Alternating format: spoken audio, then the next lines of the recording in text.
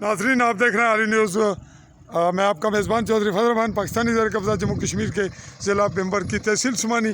और इस वक्त बल्दियाती इलेक्शन की आमद है, दौरा सरगर्मी से मामला जारी हैं और हम यहाँ मुखातिब होते हैं उम्मीदवारान से।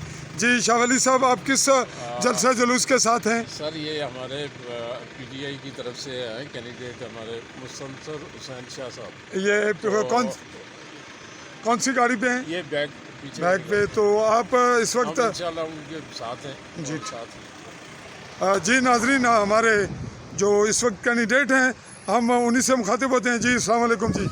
जी शाह साहब, आप अपना तारुफ दें और बताइए। सैयद मुस्तनसर पेशनूर मेरा नाम है।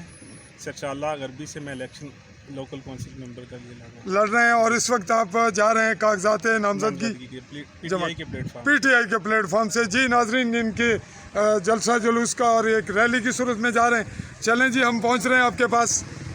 इस वक्त मौजूद हैं हम उनके साहबजादे। जी शाह साहब, हम आपके पास पहुंच रहे हैं जी कचहरी में। जी नाजरीन, ये रैली थी मुस्तनसर हुसैन शाह साहब की, जो पीटीआई के उम्मीदवार हैं। हम चलते हैं अगले मरले पर। जी आप शाह साहब के साथ हैं? जी ठीक है जनाब।